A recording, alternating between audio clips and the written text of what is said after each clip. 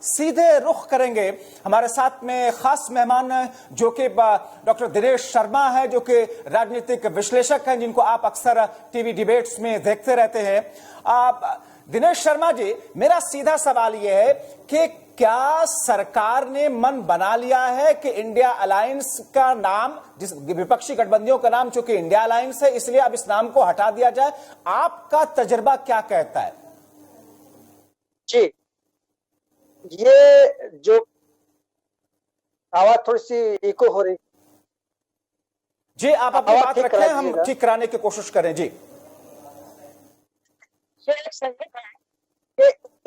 जो नाम रखा है विपक्षी दलों ने, उसी समय एक ये बात भी आई कि जो भारत सरकार के संज्ञान में या विचार में थी कि इंडिया का नाम बदलकर हम भारत रखेंगे।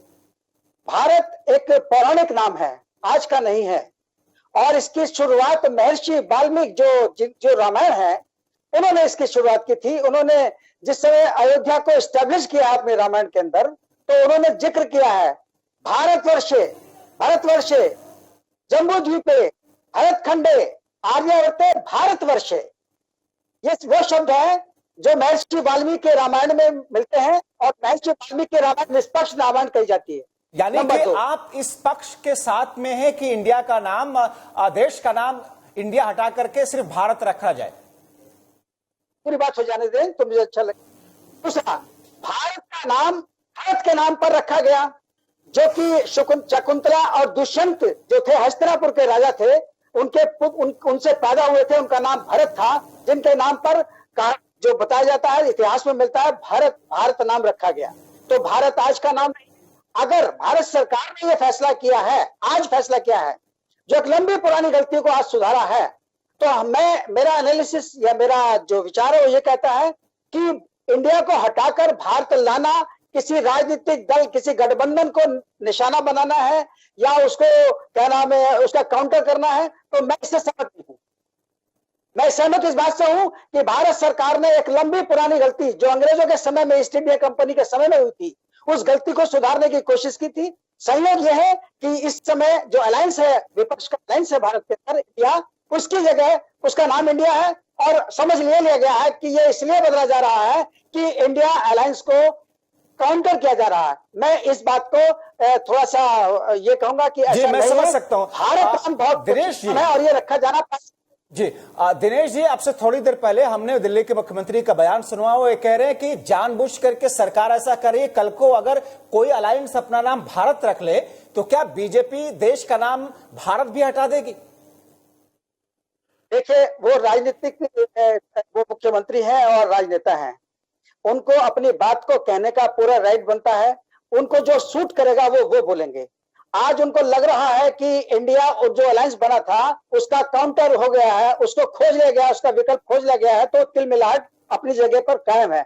आज देखिएगा ना, जितने भी राजनीतिक दल हैं जो विपक्ष की राजनीति करते हैं, उन लोगों के दिलो दिमाग के ऊपर ये बहुत बड़ा अटैक है, क्योंकि भारत का विकल्प मोदी सरकार खोज लेगी, या भारत का विकल्प पहले से दिमाग में था मोदी सरकार के, इस चीज को वो भी नहीं पहचान पाए, बीजेपी भी नहीं पहचान पाई थी कि अलायंस एक आएगा जिसका नाम इंडिया रखेंगे। ये जो लोग सवाल उठा रहे हैं एक दूसरे के खिलाफ, जी, जो लोग सवाल उठा रहे हैं, उसके पीछे कारण भी है, क्योंकि 9 साल आपको हो गए, करीब करीब 10 साल होने वाले हैं सरकार में आने के बाद। अगर भारत ही सिर्फ नाम रखना था, इंडिया हटाना था, तो पहले भी ऐसा हो सकता था, क्योंकि नामकरण का सिलसिला तो शुरू से इस सरकार में चल रहा है। ठीक चुनाव के पहले और ठीक उस वक्त ये सुगबुगाहट, जब एक दल गठबंधन का नाम इंडिया रखा जाता है, उसके बाद ऐसी प्रक्रिया की शुरुआत हो, तो फिर ऐसा तो मैसेज जाएगा ना कि सरकार शायद इसी वजह से कर रही है। का सवाल और आपका बिल्कुल सही है, आपने बहुत सही कहा। लेकिन 9 साल में भारतीय जनता पार्टी सरकार ने जितने भी बड़े बड़े स्टेप लिए हैं, वो स्टेप बाय स्टेप किए हैं। चाहे 370 का मामला हो, चाहे शहरों के नाम बदलने का मामला हो, और चाहे अब आपका क्या नाम है, जो बिल कुछ अब विशेष सत्र बुलाया जा रहा है उसमें हो, तो ये स्टेप बाय स्टेप है उनके क्या नाम फैसले। अब भारत का रखने का फैसला, तो ये कोई ज्यादा बड़ा फैसला मैं नहीं कहूंगा। ये अलग बात है कि जब इसका नाम ये चेंज किया है इन्होंने, तो उसके ऊपर बहुत सारे चीजें आएंगी सब इतिहास के अंदर, जो करंट इतिहास है 200 साल के बाद का, उसके अंदर अंग्रेजों के बाद का, उसमें जो इंडिया इंडिया गाया गया है, तो वो उससे असर तो पड़ेगा। अब मैं जहां तक ये समझता हूं कि ये कदम कोई बहुत बड़ा कदम है, ऐसा मैं नहीं समझता। हाँ, ये जरूर है कि भारत के पुरातन जो उनके अपने संस्कार है, जो भारतवर्ष का जो पुराना नाम है, उसको अगर इन्होंने लाने की कोशिश की है तो उसके राजनीतिक फायदे हो सकते हैं। लेकिन अगर जिस थीम पर बीजेपी चल रही है उसको देखते हुए ये उसके लिए कोई बात नहीं है। जी आशुतोष, अगर आप जुड़े हुए, अगर आपको मेरी आवाज आ रही है, तो क्या ये मान के चला जाए कि इस विशेष सत्र में सरकार क्या इस बिल को भी ला सकती है, प्रस्ताव को ला सकती है कि इंडिया के बजाय भारत करने के प्रस्ताव को लिए? प्रधानमंत्री मोदी जब भी कोई कदम उठाते हैं तो बड़ा सोच समझ कर उठाते हैं, उनका कैलकुलेटिव होता है। और राष्ट्रपति के द्वारा अगर G20 के उस न्योता पर भारत लिखा गया है तो इसमें कोई आशंका नहीं होनी चाहिए। ये लग रहा है कि सरकार इस बार बड़ा कदम उठाने जा रही है और आने वाले सत्र के बाद में हो सकता है कि इस पर भी प्रस्ताव जाए कि भारत के नाम से इंडिया शब्द को हटाया जाए। जी शुक्रिया आशुतोष इन तमाम जानकारी के लिए, आप हमारे साथ में जुड़े। मैं एक बार फिर से डॉक्टर दिनेश शर्मा आपकी तरफ आना चाहूंगा। G20 इंडिया में ऑर्गेनाइज हो रहा है और समिट इंडिया, ये इतनी जगहों पर इंडिया का नाम है, क्या ये व्यवहारिक हो पाएगा? इतना आसान होगा सरकार के लिए नामकरण कर देना, सिर्फ भारत इंडिया को हटा देना? इसमें तो हजारों करोड़ रुपयों का खर्च आएगा। तो क्या ये प्राथमिकता अभी इस वक्त होनी चाहिए? मोदी सरकार पूर्ण बहुमत की सरकार है और सरकार जो फैसले लेती है उसको कहा जाता है कि लोकप्रिय सरकार के फैसले हैं। दूसरी बात, वो इसको ले पाएगी कि नहीं ले पाएगी, इस बात की व्यवस्था, इस बात का विचारण बहुत पहले ही इस सरकार ने कर लिया होगा। हमें नहीं पता कि मोदी जी के या भारतीय जनता पार्टी के थिंक टैंक के दिमाग में और क्या क्या चल रहा है। उसकी थीम जिस पर आधारित है वो सनातन पर आधारित है, वो भारतीय पुरातन परंपराओं पर आधारित है, वो सबको साथ लेकर चलने की बात भी कर रही है। तो उसकी थीम में और कौन कौन सी चीजें सामने आएंगी, हम इसका एनालिसिस अभी नहीं कर सकते। हमें लगता है अब तो ये मामूली फैसला है, अभी और बड़े फैसले आप देखने को मिल सकते हैं। आपको मौसम में एक बड़ा मुद्दा, या इसका यूं कहें कि साइकोलॉजिकल एक मैसेज, एक नैरेटिव जनता के बीच में, यह भी एक बड़ा मुद्दा हो सकता है और चुनाव में इसका भी फायदा मिल सकता है अगर बीजेपी ऐसा, केंद्र की मोदी सरकार ऐसा कर पाती है या करती है। तो भारतीय जनता पार्टी ने अब तक जो फैसले किए हैं वो अपनी रीति नीति के अनुसार तो किए ही हैं, लेकिन कोई भी सरकार जनादेश को ध्यान में रखते हुए और देश की जनता के टेम्परामेंट को देखते हुए फैसले लेती है। और निश्चित रूप से आज जो भारत का मुद्दा आया है ये बिल्कुल उनको लाभ करेगा। जैसे सनातन का एक मुद्दा उछाल दिया है वहां पर दक्षिण भारत के लीडर ने, ये बड़ा भारी फायदा करेगा। लोगों के अंदर एक ऐसा जुनून पैदा करेगा जिसमें कि लोगों के अंदर ये भावना जाएगी, लो साहब सनातन पर भी उंगली उठ गई, कल को इस्लाम पर उंगली उठाएंगे, परसों क्रिश्चियनिटी पर उंगली उठाएंगे। हर आदमी को अपने मजहब की, अपने धर्म की पूजा करने की, उपासना करने की सजदा दिनेश जी, अब दिनेश जी सवाल यह है कि इंडिया का शब्द अगर हटाना है संविधान से तो फिर संविधान में बदलाव करना होगा, अमेंडमेंट लाना होगा। और फिर जो आरोप लग रहे हैं कि संविधान पूरे तौर पर बदलने की ट्रैक पर, की राह पर बीजेपी आगे बढ़ रही है, तो क्या इसको इस नजरिए से एक हवा और नहीं मिलेगी? देखिए, आपने देखा होगा भारत सरकार का जब गजट आता है, जब भारत सरकार का अध्यादेश कोई आता है, जब गजट छपता है तो उस पर पहले से लिखा आता है भारत सरकार का गजट। वो इंडिया का गजट नहीं लिखा होता उसके ऊपर, और वो संसद ही छापती है उसको भी। जब संसद की कार्यवाही में इसका जिक्र है भारत सरकार का गजट, अब देखेंगे गजट देखेंगे तो नई बात नहीं है। और इसको संविधान संशोधन, देखिए संविधान संशोधन तो बहुत सारे विषयों पर करने ही होंगे इनको, जिनमें आपको इस बात की आशंका होगी कि सुप्रीम कोर्ट, हाई कोर्ट अगर इसके अंदर कोई हस्तक्षेप करके उसको निरस्त करने की कोशिश करेगा तो भारत सरकार इस बात को ध्यान में रखते हुए संविधान संशोधन के द्वारा ही ऐसे मामलों को लेकर आती है। तो जो विशेष सत्र आ रहा है, मुझे लगता है कि ये सारे के सारे मुद्दे संविधान संशोधन के द्वारा देश के सामने आएंगे। तो फिर इस विशेष सत्र में इसका मतलब यह है कि मोदी सरकार कुछ ऐसे बड़े कदम उठाने जा रही है जिसका फायदा चुनावी नजरिए से बीजेपी देख रही है। ये जो लोग कह रहे हैं, इन आरोपों में कोई दम है, आपको लगता है? बिल्कुल आप सही कह रहे हैं। चुनावी लाभ के लिए तो सब कुछ, लोकसभा इलेक्शन सामने है। अब जो भारत वाला मुद्दा है, ये भले ही चाहे एक अप्रत्याशित घटना इस सेंस में हो कि इंडिया ले आए तो उसका काउंटर करने के लिए भारत ले आए, लेकिन इससे बड़े मुद्दे जो अभी सत्र में देखने को मिलेंगे आपको, वो चुनाव को ही दिशा तय करेंगे, भारत की लोकसभा चुनाव की। और जो इंडिया अलायंस है उसको कहीं ना कहीं प्रॉब्लम होगी। उसको प्रॉब्लम इस बात की होगी कि वो सही मुद्दों को काउंटर नहीं कर पा रहा है। उनके मुद्दे जो है तात्कालिक घटनाओं पर आधारित है। कहीं पर रेप हो गया तो उन्होंने पूरा उछाल दिया, rape rape rape rape rape.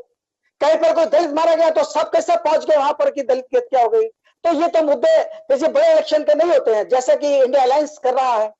अब भारतीय जनता पार्टी को काउंटर करने के लिए इंडिया अलायंस को एक थिंक टैंक डेवलप करना होगा, उसको मुद्दों पर बहस करनी होगी, जनता के सामने आपको रखनी होगी, क्योंकि अब जनता अनपढ़ नहीं रही है, अब जनता पकड़ती है बात को। आज जो मैं बोल रहा हूं, मेरी बात को आपके दर्शक पकड़ रहे होंगे, मैं सच बोल रहा हूं, गलत बोल रहा हूं या प्लांट करके बोल रहा हूं, कैसे बोल रहा हूं, तो मुझे भी अब सोच समझ के बोलना पड़ेगा। अब वो जमाना चला गया जब मैं कुछ भी कह देता था, चल जाता था।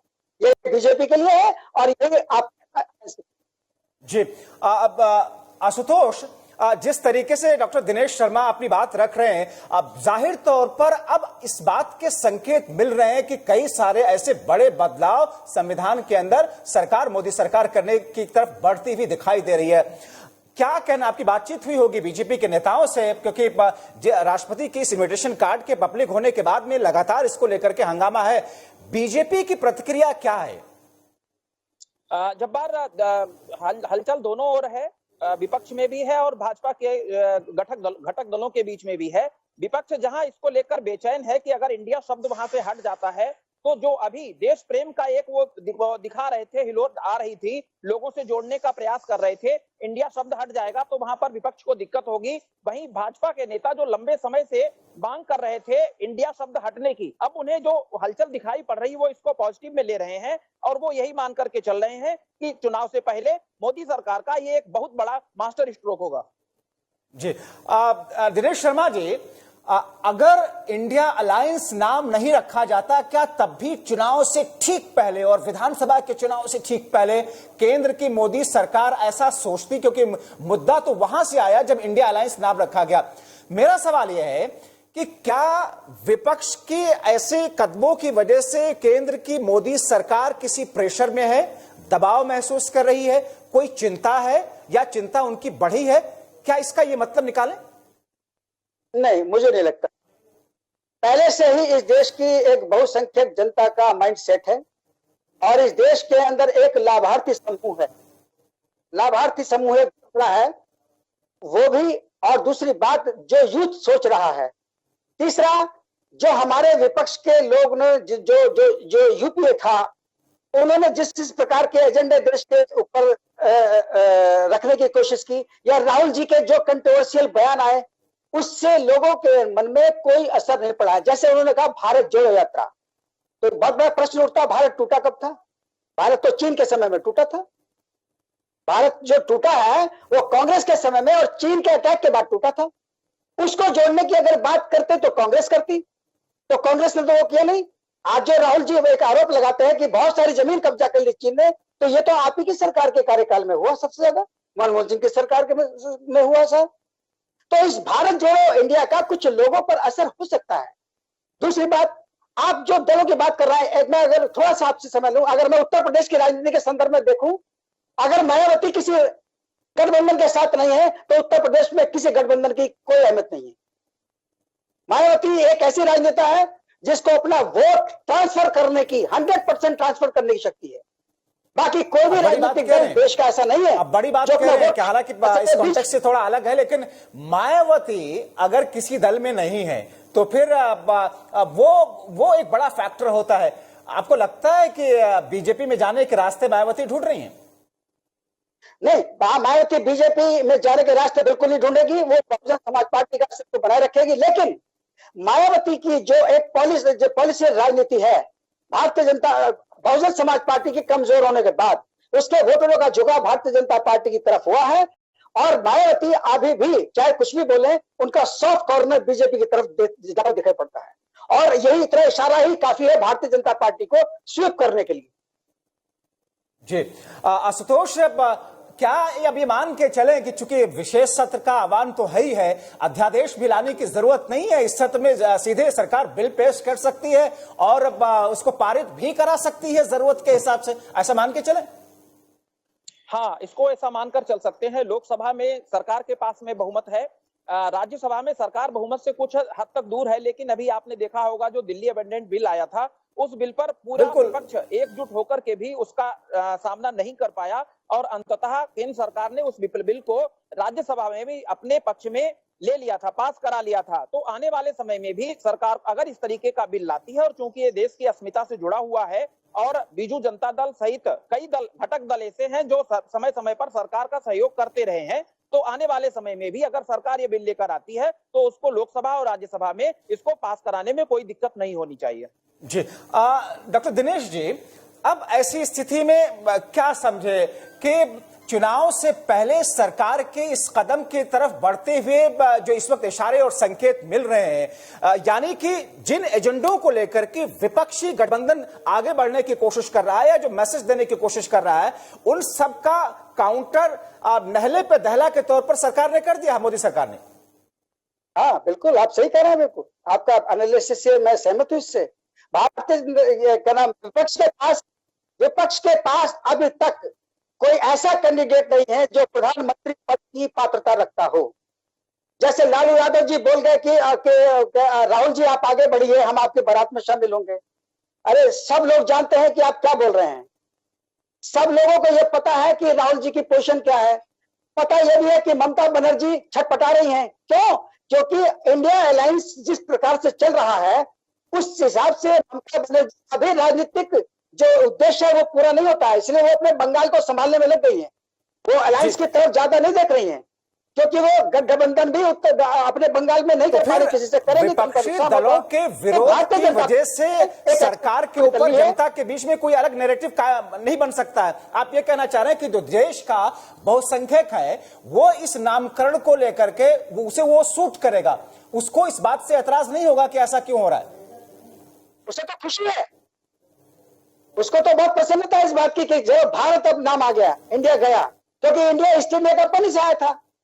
और इन्होंने वो स्पेलिंग उसका नाम इस प्रकार से जो रखा कि वो नाम जो है इंडिया कहलाए, तो इस बात को भी लोगों ने पकड़ लिया। ओहो, आपने इसलिए ये रखा कि ताकि एक इंडिया शब्द लाए और उसको इमोशनल रूप से हम कैश करेंगे, तो वो तो इनके लिए नेगेटिव चला गया ना। अभी जी, क्योंकि ये पूरा इनविटेशन कार्ड जो है और निमंत्रण डिनर के लिए राष्ट्रपति की तरफ से दिए गए डिनर के लिए है, लेकिन G20 का आप लोगो देखें तो G20 के लोगों के नीचे कमल के फूल को दर्शाया गया है, दिखाया गया है। तो इस बात को लेकर के कई बार हंगामा मचा, लेकिन क्या आपको लगता है कि जो आरोप लग रहे हैं केंद्र की मोदी सरकार पर कि हर चीज में चुनावी नजरिए से या जो चीजें बीजेपी को सूट करे उसको लेकर के आगे बढ़ो, जैसे कि G20 के लोगों के नीचे कमल के फूल को दर्शाया जाना?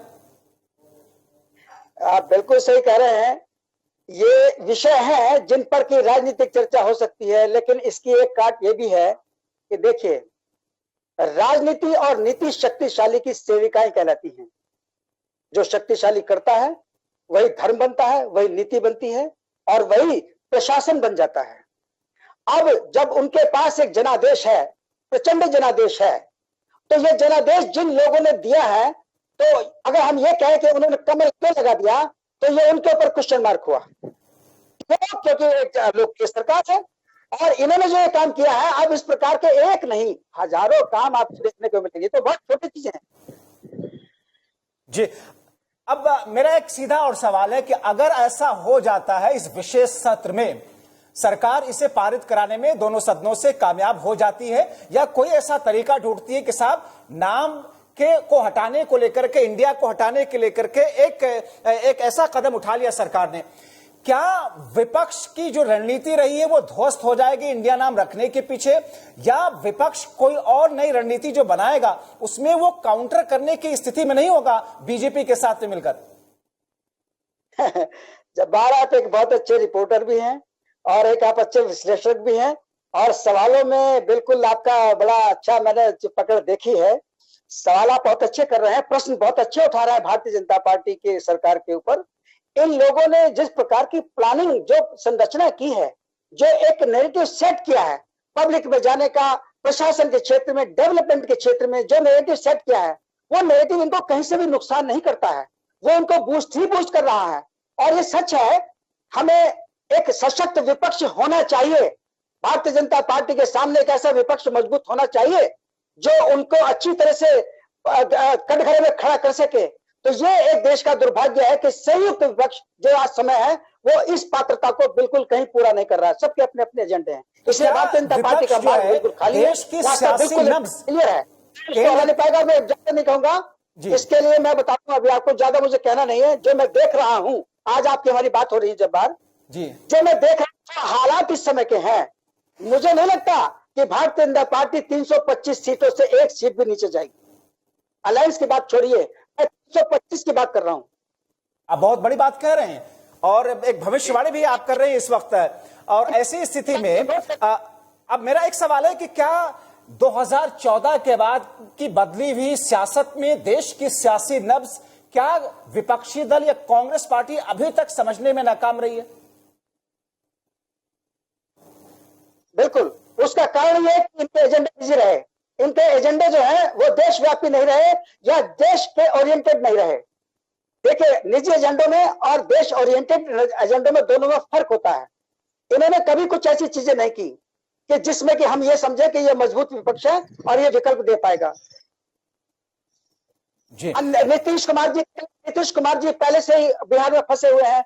उन्होंने एक चीज शुरू तो कर दी, ये वो राजनेता है जो कभी अपने दम पर सरकार नहीं बना पाए आज तक, दूसरों के समर्थन से मुख्यमंत्री बने। जी, चूंकि अब इस विषय पर चर्चा के बिल्कुल आखिर में हम हैं, मैं ये समझना चाहता हूं कि क्या नाम बदलने से पहले देश के प्रेसिडेंट को जो आपने निमंत्रण पत्र में पहले ही लिखना कि फ्रॉम प्रेसिडेंट ऑफ भारत, जो अभी तक ऐसा नहीं होता था, यह व्यवहारिक लगता है आपको? जनादेश के हिसाब से यह अधिकार भारतीय जनता पार्टी गठबंधन को प्राप्त है। आप जो बात कर रहे हैं इस पर तो विपक्षी पार्टियों के हाथ में एक बड़ा मुद्दा है। प्रेसिडेंट भारत की जो राष्ट्रपति हैं उनका भी एक विवेक होता है। तीसरा यह है कि भारतीय जनता पार्टी जो चीज इंप्लीमेंट करती है उसको पहले कह देती है और उसके बाद में अध्यादेश लाती है उसके लिए, क्योंकि उसको मालूम है कि अध्यादेश लाएंगे तो वो पारित होना ही होना है।